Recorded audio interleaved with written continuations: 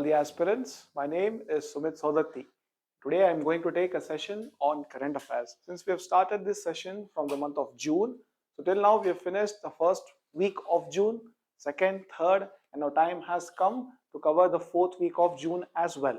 Right? So we will dissect all the issues, all the topics from the government perspective, government exams perspective, be it UPSC, KPSC, or police constable, police PSI, all these exams, right? So let us deep dive into the subject.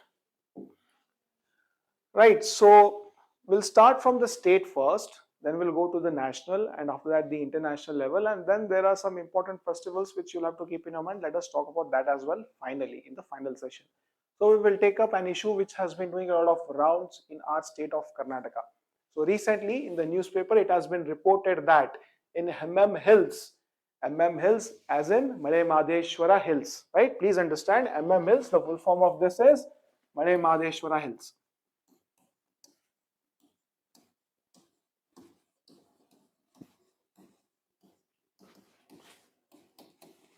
This hills is a wildlife sanctuary. Is that understood? It is a protected wildlife sanctuary. And this Hills, it had gained the status of wildlife sanctuary in the year 2013. It had gained this status of wildlife sanctuary in the year 2013. Now it has been reported in the newspapers. It has been reported in the newspapers that recently five tigers were found dead. In those 5 tigers, one was the mother tiger, the female tiger, and then there were 4 cubs of that tiger itself. So 5 tigers were found dead, and that is why this Hills is in the news. Now it is suspected, it has still not been confirmed, but it has been suspected that all those tigers were poisoned, and that suspicion is on the proof that near the bodies, near the carcass of these tigers, there was also a carcass or a dead body of a cattle which has been found. Now it is said that that cattle or the carcass of that cattle has some traces of poison in it. So based on this effect, it has been said, it has been suspected that all these tigers, they have been poisoned. Now the tigers are poisoned because wildlife, anything related to wildlife, it has a lot of value in the market. So that is why it is presumed that these tigers were poisoned, and maybe they were poisoned because the people who actually had the intention of killing those tigers, they might have had some important produce which they could have taken from these tigers and made a sale in the market. Is that understood? So this is the issue which you'll have to keep in your mind. Now Hills, let us talk about Hills in detail, right? So I've already told you that in 2013 it has gained the status of a wildlife sanctuary. So after that, this Hills, Male Madheshwara Betta, it lies in the district of Chamarajnagara district of Karnataka. Chamarajnagara district of Karnataka. Now it is contiguous with BR Hills. BR Hills as in Beligiri Ranganatha Swami Hills, and that BR Hills, it has gained the status of Tiger Reserve. Please understand, BR Hills is again, it is adjacent to Hills. BR Hills, it has gained the status of a Tiger Reserve. But please keep in your mind, this Hills, it has not gained the status of Tiger Reserve till now. Is that understood? There are some discussions ongoing where the status of Tiger Reserve will also be given to the Hills. This has been going on, a discussion. Lately a discussion has been going on. But please understand, Hills and BR Hills both are contiguous to each other, and there are a lot of tigers found in that region, and that is why it is very much famous. That you'll have to keep in your mind. Now from Hills perspective, let us look into some important facts. About Hills. Now, which important tribe lives in the Hills? The most important tribes, the tribes which actually inhabit the regions of Hills is Soliga tribes. Soligas. Soliga tribe. This is an important tribal population of India. These are the important tribes of Karnataka, to be very specific. And these people, they speak the language of Sholaga. Sholaga. This language is a mixture of Kannada as well as Tamil. You'll have to keep this in your mind. Kannada as well as Tamil. It is a mixture of Kannada and Tamil. Now these people, they are highly dependent on the forest produce of this region. Is that understood? They are highly dependent. Their occupation is the sale of forest produce.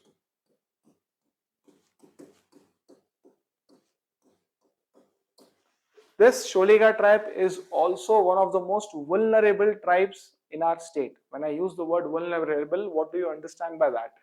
It means that their population is slowly reducing and they are under threat of getting extinguished or extinction. Is that fine? They are under the threat of getting extinct. That is what you will have to keep in your mind. Now the most important, let us talk about their religious practice. Now please understand, these Soliga people, they worship Male Mahadeshwara.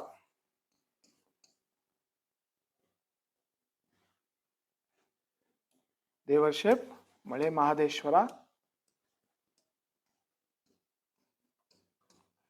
and they also worship Biligiri Ranganatha.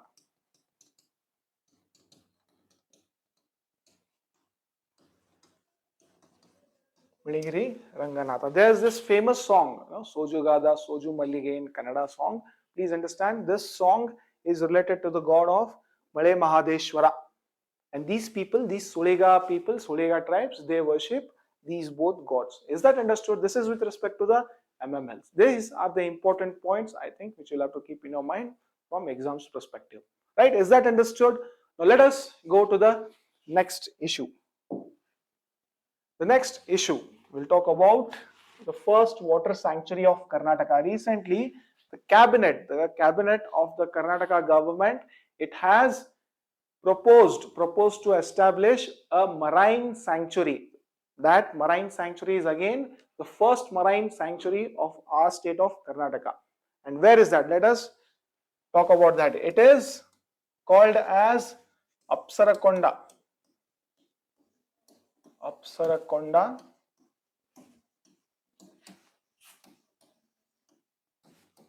Mugli Marine Sanctuary.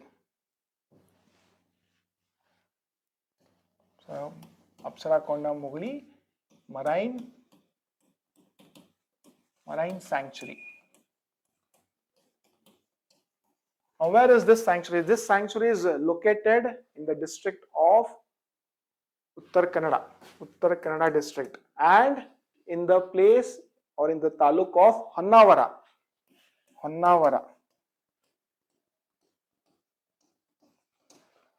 There is a stretch, the coastline of up to 6 kilometers. The coastline of Honnavara beach up to 6 kilometers is included into that, as well as 6 kilometers into the sea. What do you understand by this? I'll just give you a presentation, a pictorial presentation of what I'm trying to say. Right? So this is Karnataka. This is the state of Karnataka. Right? This is the coastline of India, and this is where the place of Honnavara is. Honnavara. This is the southern part of India, and this is where Honnavara is. And the marine sanctuary actually stretches up to 6 kilometers. 6 kilometers. It stretches up to 6 kilometers. 6 kilometers into the sea. The sea as in the Arabian Sea, right?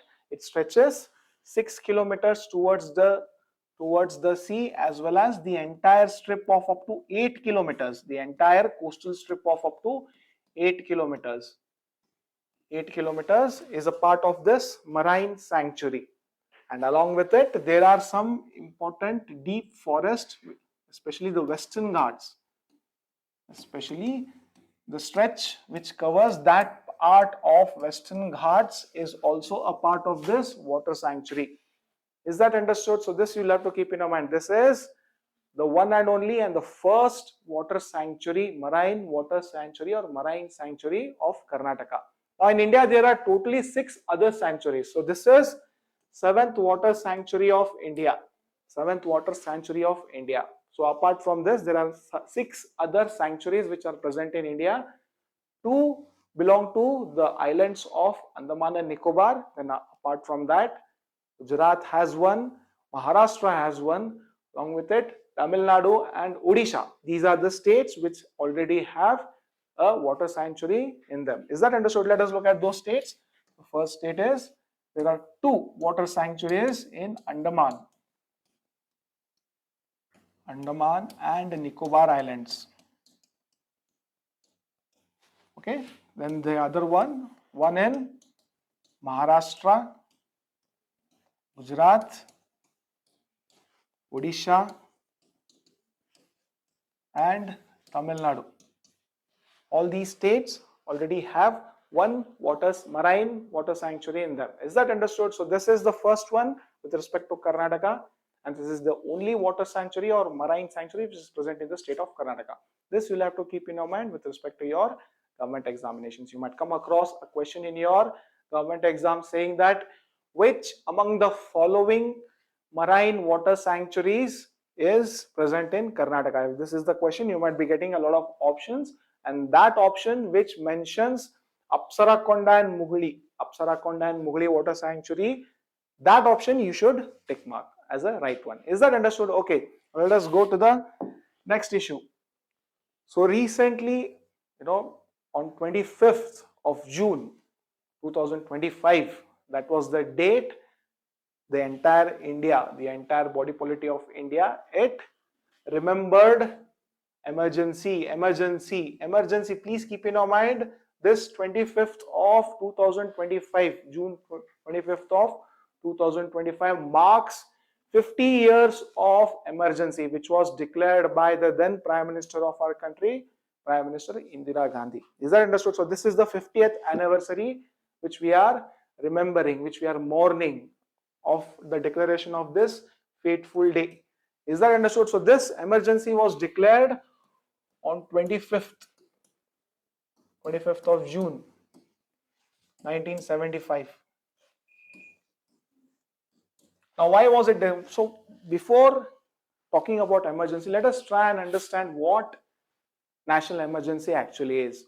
Please understand, national emergency is a political understanding, or it is a political or a constitutional procedure where, when in a country, if it cannot be run normally, then the central government has the authority to declare a national emergency, and this national emergency is declared on 3 conditions. First one, if there is a war, if India is undergoing war, and second one, if there is an armed rebellion. And the third condition is external aggression.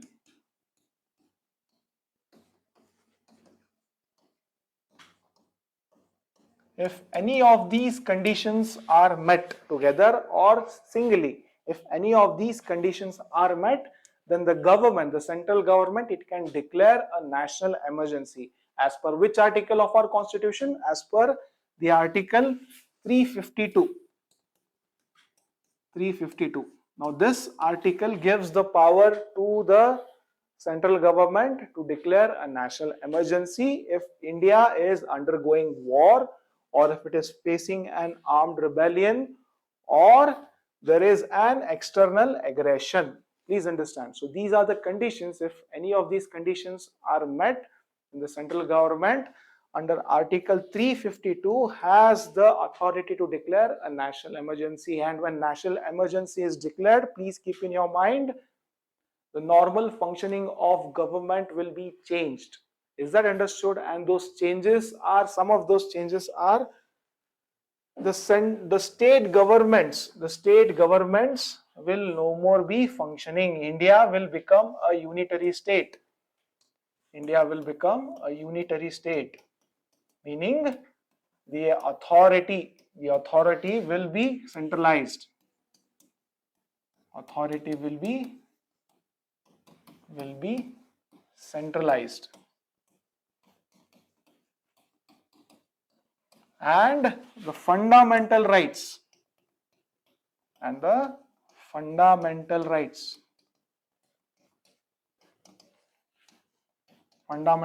will be suspended,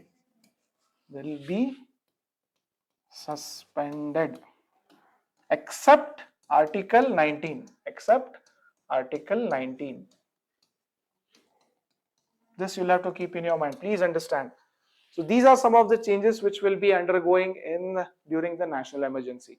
Now since you've understood some bare basics of national emergency, let us look at what actually happened in the year 1975 when it was declared for the first time in the country of India, right? So on 25th June 1975, the then Prime Minister of our country, Prime Minister Indira Gandhi, she had declared a national emergency, citing internal disturbance.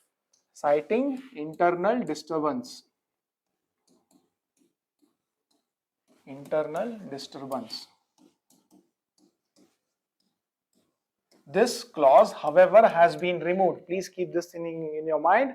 This clause has already been removed by 44th Amendment Act. 44th Constitution Amendment Act. Please keep this thing in your mind. Why? Because it was wrongly used by the then Prime Minister of our country, Mrs. Indira Gandhi. She had used this internal disturbance clause and had imposed national emergency in our country. And now, looking at that misuse, the 44th Constitutional Amendment Act has repealed this condition. Please keep this thing in your mind. Okay, so why did Indira Gandhi establish national emergency in 1975?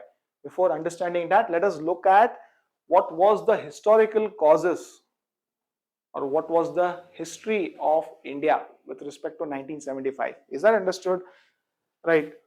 So during the Indira Gandhi regime in 1975, you have to keep in your mind that India was undergoing a lot of economic as well as political pressures, right? Let us look at some economic factors. The first economic factors was that there was a rise in inflation.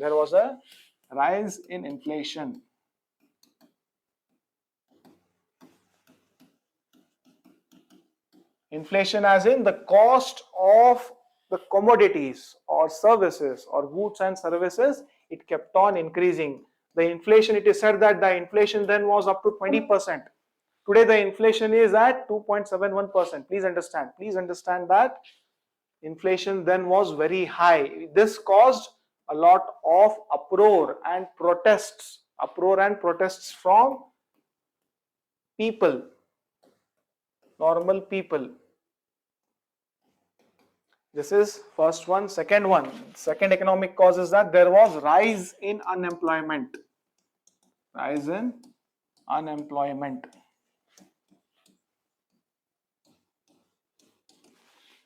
There was a lot of unemployment. So naturally, people will be disturbed by this rise in inflation as well as unemployment in our country. Now, looking at these economic conditions, what did the people of India do? They started protesting against the government of that day, and that government of that day, the central government, was run by Prime Minister Indira Gandhi. Is that understood? So this is the economic causes. Now let us look at some other political causes.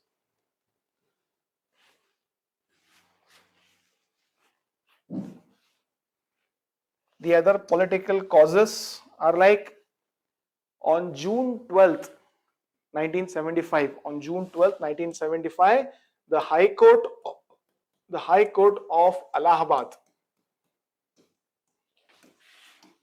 The High Court of Allahabad, what did it do? In a judgment, it blamed Indira Gandhi for practicing malpractice, for malpractice in elections. Indira Gandhi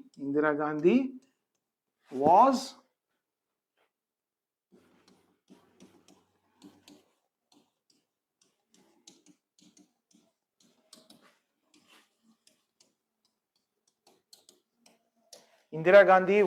found guilty of malpractices in election. The High Court said that Indira Gandhi was guilty of malpractices, and this judgment of High Court was challenged in the Supreme Court on 24th of June 2025, and on 24th of June 1975, on 24th of June 1975, the then Supreme Court, it gave a judgment that Indira Gandhi was a culprit of those malpractices. However, it gave an escape clause for Indira Gandhi. It said that Indira Gandhi can be a member of parliament, but however, she will have to vacate the position of prime ministership. The Supreme Court had said that Indira Gandhi, since she is found guilty of malpractice in the elections, now keeping this guilt on her, the Supreme Court had told that Indira Gandhi can be a member of parliament, but she will have to vacate her seat of prime minister, right? And she will have to choose a successor in her place of prime ministership. This is what the Supreme Court had told on 24th June of 1975.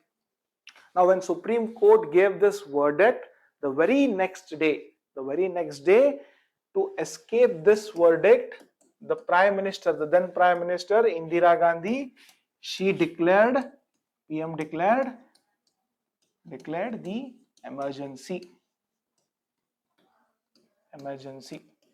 Is that understood? Right. So this is political cause number one. The second political cause, let us look into that. The second political cause is related to, there was this great freedom fighter called as Jai Prakash Narayan. He had started a movement called as Total Revolution or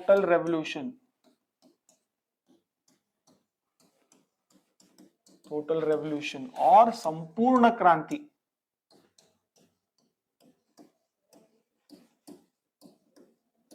This was also a protest against the excesses of Indira Gandhi regime.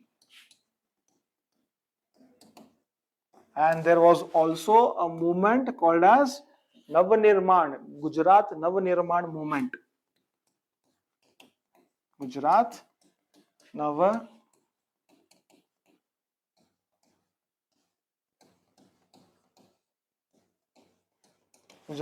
Navnirman movement. So these two movements, the Total Revolution, which was started by Jai Prakash Narayan, as well as the Gujarat Navnirman movement, which was started by the students of Gujarat. This movement was started by students of Gujarat. Now these movements, they were against the policies of Indira Gandhi as well as his son Sanjay Gandhi. So in order to voice the protest of the people of our country, the people of the then Republic of India, Jai Prakash Narayan gave a call of total revolution. Along with this call, the call was joined by the students of Gujarat. Even they voiced their dissent against the regime of Indira Gandhi. So these were the political causes. Now this total revolution, this call of total revolution is very much famous. Jai Prakash Narayan, the great socialist Jai Prakash Narayan, he had thundered in the Gandhi Maidan of Patna. He thundered a poetry against Indira Gandhi, and that poetry goes as Singhasan khali karo ke janta aati hai. This was the prose, this was a poem, this was actually a poem written by the great Hindi poet Ramdhari Singh Dinkar. And Jai Prakash Narayan used these poems, these lines from this poem, and thundered against Indira Gandhi, asking her to vacate the seat of prime ministership, asking her to stop all the policies, all the wrong policies which were implemented then during the national emergency, which were implemented during then. Jay Prakash Narayan asked Indira Gandhi to stop all those practices. Now, what were those practices? Why were they so much agitated against Indira Gandhi? What were those policies which these people, the normal people of body polity of India, what were they protesting against? Let us look at those policies. During the implementation of national emergency, I hope you guys are aware, and if you are not aware, please understand that the Indira Gandhi regime had implemented mass sterilization program, Nasbandi, right? Mass sterilization program in the country of India. That is why people started protesting against her. And again, many draconian laws like MISA, Maintenance of Internal Security Act, as well as COFE,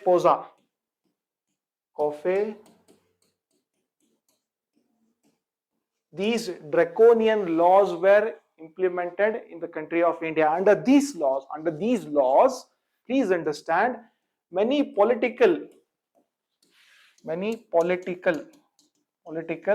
opponents of Indira Gandhi were arrested. Is that understood? Many political opponents of Indira Gandhi were arrested and kept in jail without any trial. These were these laws which were used by Indira Gandhi. And along with this, the press freedom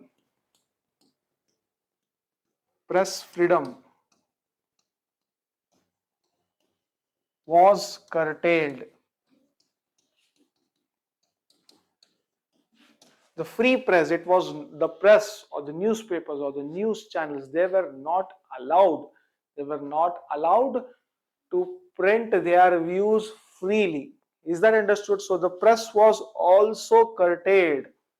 So these were the draconian measures which were used by Indira Gandhi in the Republic of India. And against these policies, Jai Prakash Narayan started the total revolution. Along with Jai Prakash Narayan, the students of Gujarat, even they joined their voice in this protest. They were protesting against these policies of Indira Gandhi. This, along with the political causes as well as economic causes, which I have already discussed earlier. Is that understood? So this is with respect to the national emergency which was declared in the year 1975, and 25th of June this year marks its 50th anniversary. 50 years, it's been 50 years since the declaration of national emergency, and this is one of the most darkest phases of the Democratic Republic of India. Please understand, in the annals of the history of India, this national emergency is a dark spot. Please understand that, right? So that is why we are mourning these 50 years of declaring the national emergency. Is that understood? Now there are some, not all was wrong with national emergency. This national emergency had also gifted the future leaders of India. Who were they? Let us look into that. The future leaders were Atal Bihari Vajpayee, Arun Jaitley, Lalu Prasad Yadav, Mulayam Singh. So these were some of the most important politicians who came out as a result of this declaration of emergency. These were the people, these were the leaders who worked under Jai Prakash Narayan, and they opposed these national emergency and its policies of Indira Gandhi. See, these leaders, they were born from this movement itself. That you'll have to keep in your mind. All is not wrong always. You'll have to look at some brighter side of this episode as well. So this is what I wanted to bring to your perspective. Now let's look into the next topic. Okay, so recently the government is planning to conduct a household income survey. Now this income survey was never conducted in the country of India. It was, however, tried several times, but the results were found wanting because we did not have a proper methodology or the proper implementation process to implement this household income survey. But now the government has come out with a very concrete plan to have a survey of this household income. Is that understood? So this you'll have to keep in your mind. This household income survey is implemented by the Ministry of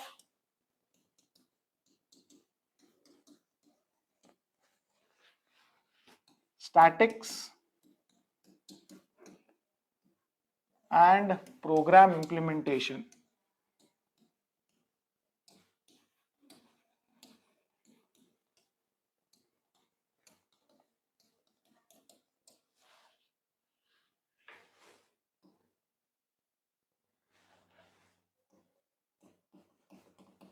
Ministry of Statistics and Program Implementation. And this Ministry of Statistics and Program Implementation, it is working along with NSS as in National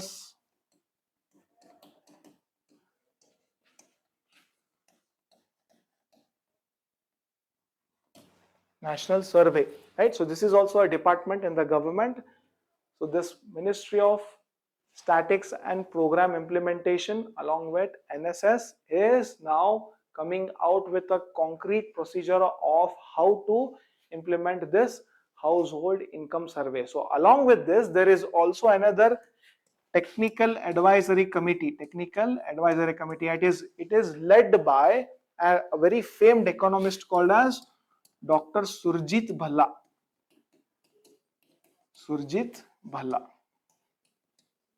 So Ministry of Statistics and Program Implementation along with the National Statistical Survey, National Statistical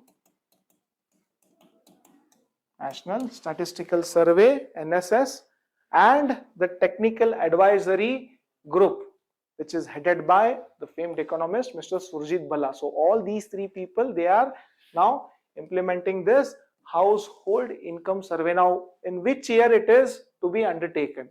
It is said that it will be undertaken in the year 2026. Is that understood? So this operation or this static survey will be launched in the year 2026. Now, why is it important? Why do we need an income survey? Why does the government need the income survey? Please understand, the income survey is very important from the economic planning perspective. Economic planning perspective. How is that? You might ask a question, how is that? Please understand, all the schemes, the welfare schemes, economic planning as in welfare schemes of government will be decided by this income survey. Now, if the government knows how much an average Indian is earning, if the government knows that, so based on that knowledge, the government will design its welfare schemes, right? It will help in the economic planning of our country. This is what the government is trying to achieve by holding this survey. This you'll have to keep in your mind. Is that understood? So this is the news which has been doing a lot of rounds recently. Now let us go to the next topic. The next topic is about the International Potato Center. Please understand, this International Potato Center is already present. The headquarters of this International Potato Center is present in the country of Peru. It is a South American country. Its capital is Lima, and in Lima there is a headquarters of International Potato Center. Now, what does this International Potato Center do? What it does is that it promotes the growth, it promotes the growth of potato, sweet potato, and tubers. Tubers are actually, even they are a kind of a potato vegetable itself. So tubers are also a part of potato vegetable itself. Please understand, this International Potato Center, its headquarters, which is located in the city of Lima in the country of Peru, which is a South American country, and that International Potato Center is now collaborated with the country of India to have a regional center,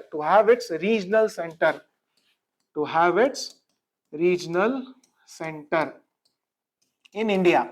And the city which has been chosen to house this facility of regional center in India is Agra in Uttar Pradesh. Please understand this. So there is a regional office of International Potato Center is said to be opened in the country of India, and that is planned to be opened in the city of Agra. So why are they focusing on having a regional center in India? Let us look into that. Please understand, India is the second largest grower of potato in the world. The first one is Chinese, the second one is India. So in India there is a lot of potato production. Now it has been found that, however, the yield is not that much when compared to other parts of the world. Yield as in the total land area which grows potatoes is actually much less when compared to the same land area in foreign countries which grows potatoes. The potatoes growing in India are of much lower yield. Now, in order to improve this yield, in order to bridge this yield gap, there is a regional center which has been planned to open in India. Is that understood now? And this regional center, it does not only serve the country of India. Since it is a regional center, it will serve the other South Asian states. South Asian states. When I use the word South Asian states, please understand, this regional center will also help other South Asian countries like Nepal, Bhutan, Bangladesh, Myanmar, Sri Lanka, Pakistan, Afghanistan, Maldives also, but Maldives, as we know, it is not an agricultural country, please understand. So these are the specific states where the International Potato Center will also help them in developing and growing the crop of potato. Is that understood? Right, you might get a question saying that where is the regional center of International Potato Center situated in India? And you'll be getting 4 options. In those 4 options, the option which mentions Agra should be your answer. Is that understood? Right, now let us go to the next topic. So recently, Sustainable Development Report was released. Please keep in your mind, this report is released by Sustainable Development Network. Sustainable Development. This report is released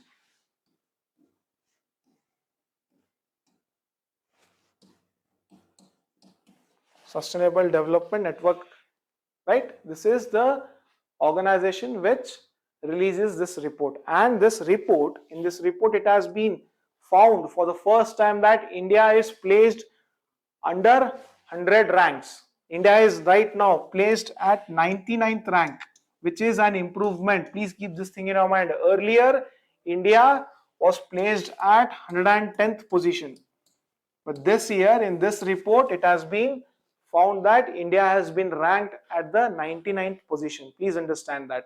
So there are 17 sustainable development goals. You'll have to keep in your mind.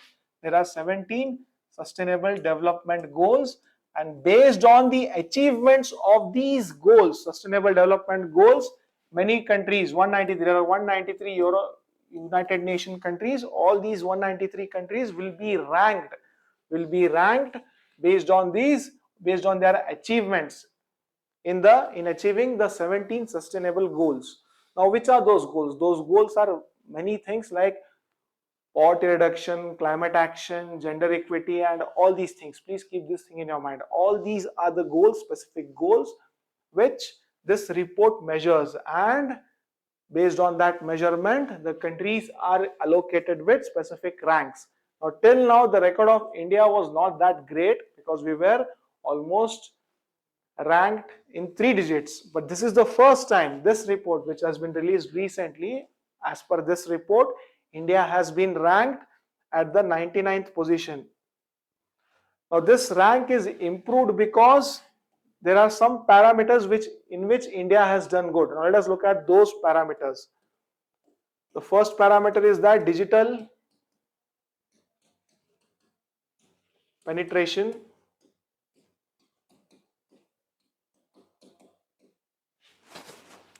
The digital penetration of India has improved.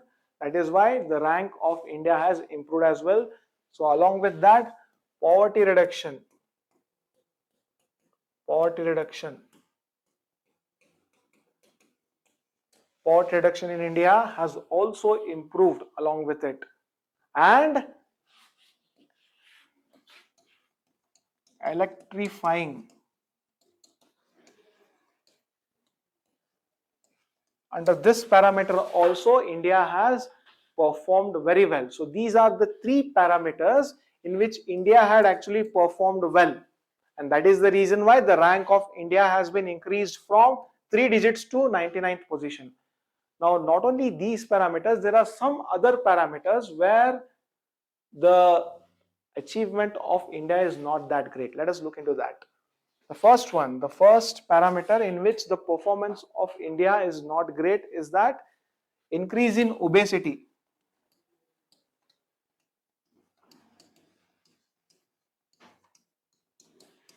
Increase in obesity. This is the parameter in which India did not perform well. Now, along with this, there is also another parameter with respect to press freedom. Even under this parameter, India did not perform in a very much good way, in a very good way. So that is why these are the parameters where we will have to focus. We will have to focus and improve our score. Now, if we focus and improve our score, maybe in the next report we might also get rank like 80th or somewhere near that. Is that understood? Now, with respect to this report, let us look at how our neighbors are performing with this report, right? So we will have to have some benchmark, right? So if we have those benchmarks, then we will be able to truly understand the significance of this rank. Now, China, the country of China has ranked 49th with respect to sustainable development goals, with respect to achievement of sustainable development goals. Let us look at Bangladesh. Bangladesh has ranked 114th. And let us look at Pakistan. Pakistan has ranked 140th. Please understand, both our neighbors, Bangladesh as well as Pakistan, are lower than India, whereas China, it is higher than India. Please keep this thing in your mind. This is very much important from your exams perspective. Now let us look at the top 3 performers of this report. The topmost performer is, please keep in your mind, be it any report or any such parameter where the quality of life is on the higher side, there are some common countries which always gain the top ranks, and those countries are generally of Scandinavia or the Scandinavian countries. And as per this report, The first rank goes to the country of Finland. The second rank is backed by Sweden. The third rank is backed by Dutch. The Dutch. Please keep this thing in your mind. These are the top 3 countries with respect to the sustainable development goals, right? So these countries together are also called as Scandinavian countries. Be it any parameter with respect to human development or sustainable development, these countries, they always outperform all other countries of the world.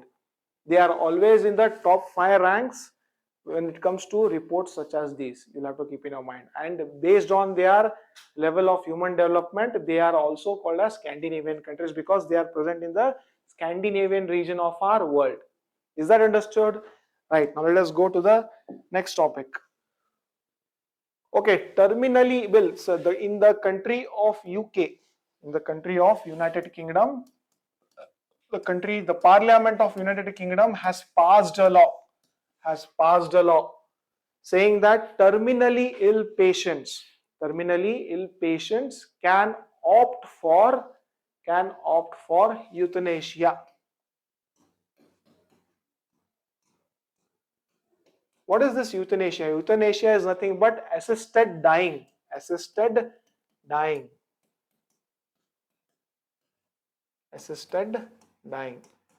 Say for example, if a person is terminally ill, when I use the word terminally ill, please understand, they are facing a life-threatening disease.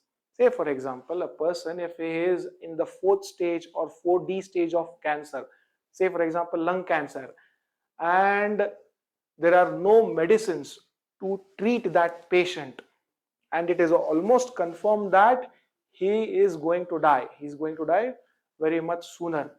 And in order to relieve that patient of the extreme pain which he is undergoing, in order to relieve the extreme pain which he is undergoing with that disease, in order to help him and in order to help him die with dignity and grace, now as per this bill, those patients can be subjected with euthanasia, or they will be helped or assisted with dying. Say for example, if a terminally ill patient, if he is suffering from last stage of cancer, and with his consent and along with doctors, expert opinion, lawyers, as well as humanitarian, all these people with their consent as well as the consent of patient, the terminally ill patient will be provided with a dying dose.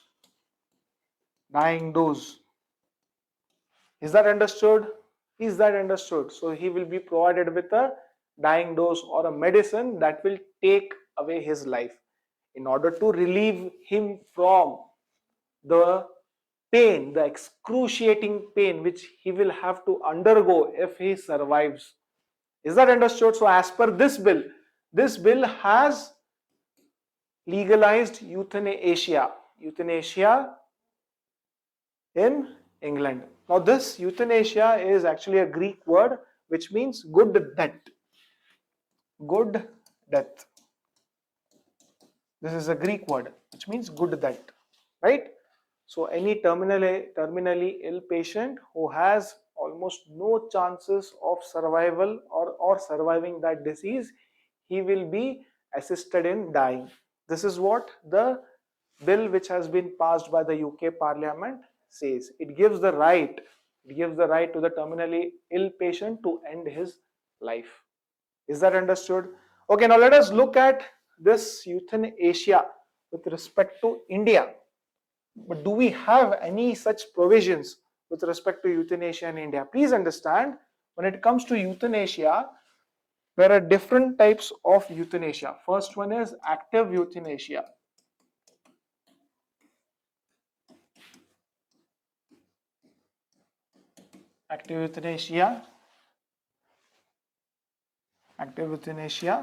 Second one is passive euthanasia.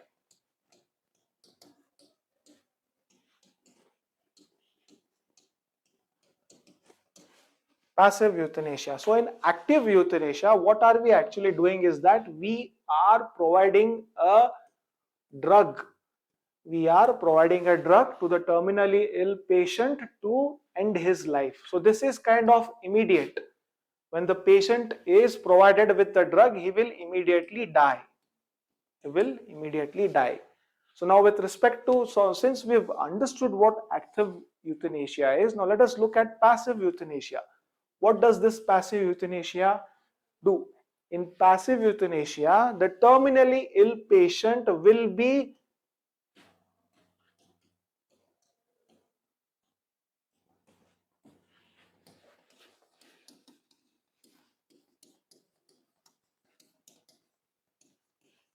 in passive euthanasia, the terminally ill patient will not be given any drug or dose, right? He will not be given, he or she, or any transgender for that matter, will not be given any drug or dose to die. But however, the treatment will be stopped. So that treatment will be stopped. So once the treatment is stopped, the patient, the terminally ill patient, will naturally die. Is that understood? Say for example, in passive euthanasia, if a terminally ill patient is kept on a ventilator, if he is kept on a ventilator, so in passive euthanasia, they won't give him any drug dose to kill him or to take away his life, but they will withdraw the life supporting ventilator. This ventilator, which is life supporting,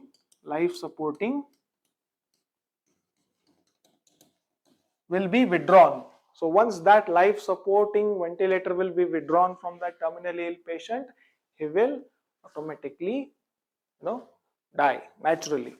This is what it is. This is with respect to active and as well as passive euthanasia. And please keep this thing in your mind.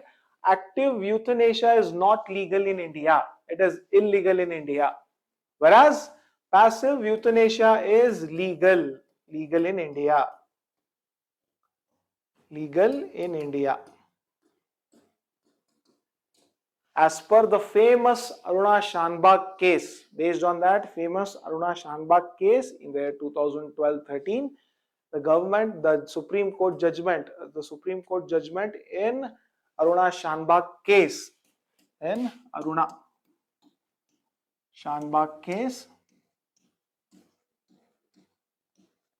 the Supreme Court gave assent to this passive euthanasia in India.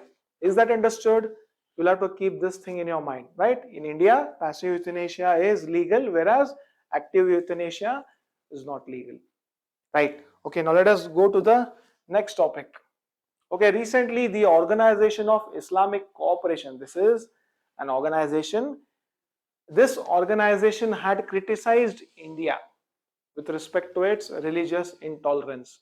Now, in order to reply, in its reply, the country of India has told Islamic OIC, Organization of Islamic Cooperation, to not enter into the internal affairs of India.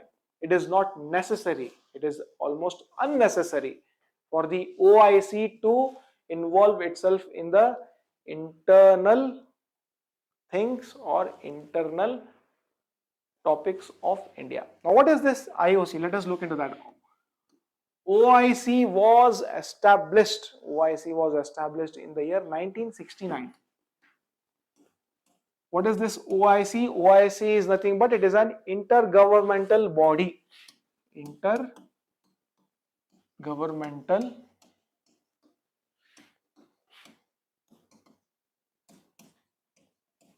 What does this body do?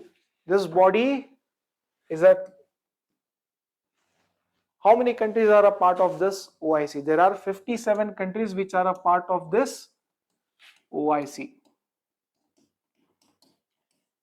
And these 57 countries are spread across 4 continents. These 57 countries are spread across 4 continents. So what is the aim of this Organization of Islamic Cooperation? This organization, it works in the favor of Islamic nations. It helps protect the Islamic nations. It will provide a voice to these Islamic nations. It also believes in the Islamic Brotherhood, which is also called as Islamic Ummah. Ummah. It treats all the Islamic countries as one. So these 57 countries, of which who are majorly Islamic in their polity, so all these countries are a part of this organization of Islamic cooperation. Now this organization, what does it do? It works in favor of Islam, and it is a voice of all the countries which are Islamic in their orientation, and also it believes in the brotherhood of one Muslim Ummah. This is what this organization of Islamic cooperation is. The headquarters of this organization is present in Jeddah. Jeddah is a place in Saudi Arabia. Saudi Arabia. Please understand, India is not a part of this organization of Islamic cooperation. Please understand that. All other countries, all other Islamic countries are almost a part of this organization of Islamic cooperation. Now India is please keep this thing in your mind, has the second largest Muslim population in the world, and despite this fact, India is still not a part of Organization of Islamic Cooperation. Now why is that? The basic and simple feature is that India is not an Islamic republic. India is a secular republic, and that is the reason why India refrained from joining this OIC despite having the second largest Muslim population in the world. Is that understood? Right, now let us go to the next topic. Cloudburst. Recently in the state of Himachal Pradesh, especially in the districts of Kullu and Kangra, in the districts of Kullu and Kangra, there was a cloudburst. Now what is this cloudburst? We will try to understand this from a science and technology as well as geography perspective. Cloudburst is nothing. Please understand, there are some high mountains present in those regions. Generally, cloudburst happens in the regions where there are tall, high mountains. Now, as we know, India is presently undergoing its monsoon season. So that is why moisture-laden monsoon winds will be coming towards the subcontinent of India. And these moist winds in the state of Himachal Pradesh, they have flowed towards the Himalayas. As you guys are aware that Himachal Pradesh is a mountain state and there is a mountain of Himalayan ranges in that state. So when these moisture laden winds, when they came towards the Himachal Pradesh state, when they came towards the Himalayan mountains, these moisture winds, they slowly started moving upwards. As they moved upwards, these moisture laden winds, they condensed and they form a cumulonimbus clouds in this part. Cumulonimbus cloud. This is a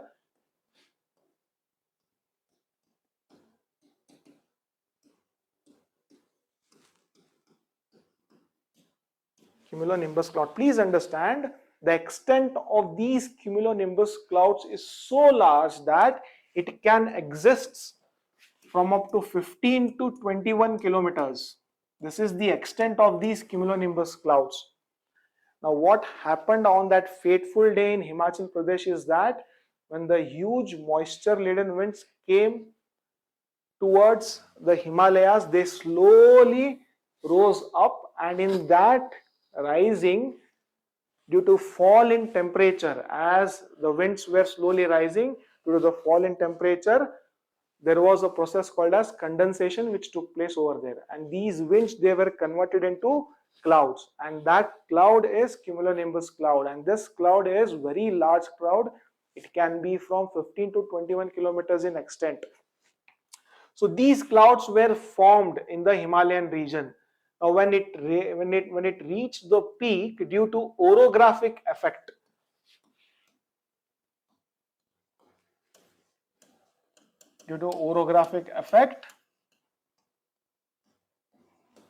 these clouds, they brought precipitation in these regions.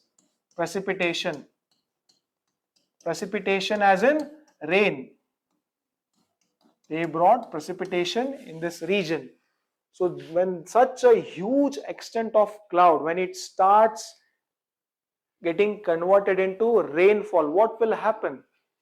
The entire layer of this cloud will convert into rains, and these rains, they will slowly move downwards and they will cause flash floods. And this activity of the entire cumulonimbus cloud, cumulonimbus cloud bringing precipitation is called as cloud burst. Please keep this thing in your mind. This activity of cloud burst is a very simple concept. In that cloud burst, what actually happens is that in a very short duration, there will be a lot of rainfall in a very much small area of the globe, right? In a very small and local area, there will be a lot of rainfall, and due to that, there will be a lot of flash floods which will be occurring in that area. And this is what had happened in the districts of Kulu and Kangra of Himachal Pradesh. And these flash floods, what did they cause? They caused a lot of economic damages. It led to loss in life. It led to loss of life, loss of property, and loss of livelihoods.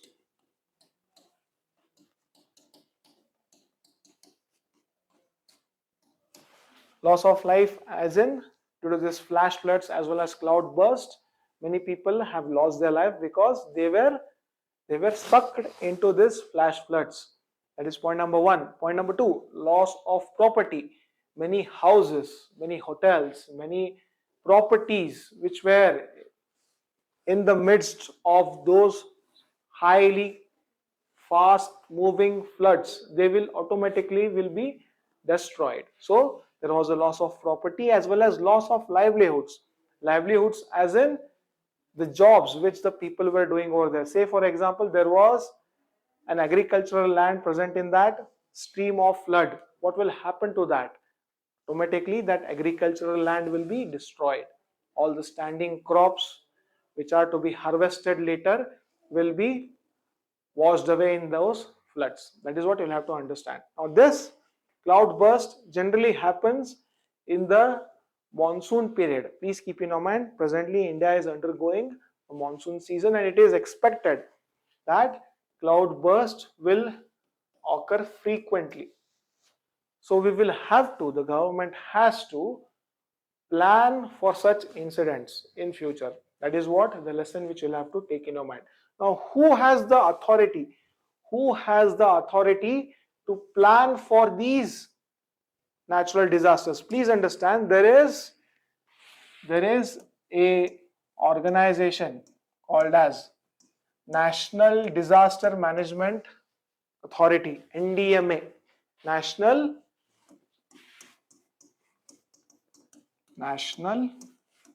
Disaster Management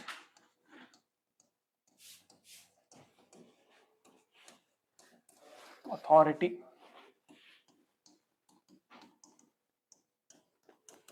Now this is the authority which has been tasked with the responsibility of,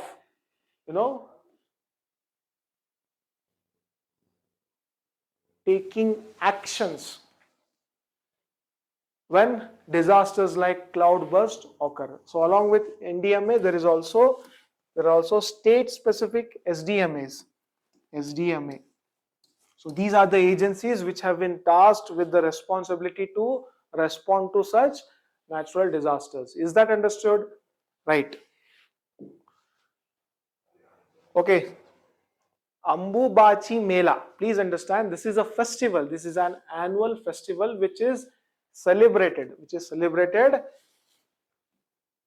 in Assam, in the state of Assam. Especially, there is a very famous temple in Assam. It is, the name of the temple is Kamakhya. Kamakhya temple. Kamakhya temple. Now, in this temple, this Ambubachi Mela or Ambubachi festival is celebrated. Please keep this thing in mind. In this Kamakhya temple, whom do we worship? We worship Kamakhya Mata. She is a incarnation or a part of Kali Mata. And this Kali Mata, this temple is one of the most important Shakti Peeths of our country. And this Kamakhya temple belongs to the Shakta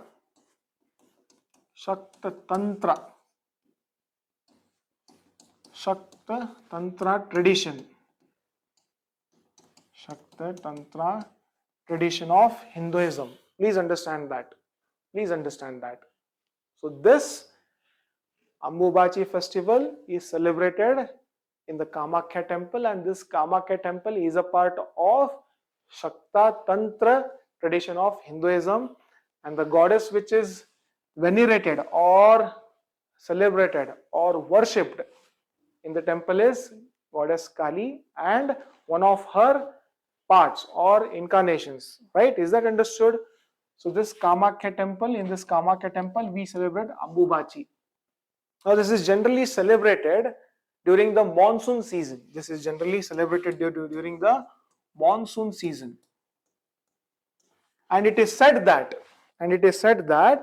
during this specific Ambubachi Mela, it is said that the goddess which is present in the Kamakhya temple, she will be undergoing menstruation. And during this menstruation, the entire temple is closed. Nobody goes inside and worships the goddess over there. And during these days, during this phase, there will be a fair or mela which will be held in the environs of this temple. Is that understood? So please understand. Kamakhya temple, Ambubachi festival is celebrated. Ambubachi festival.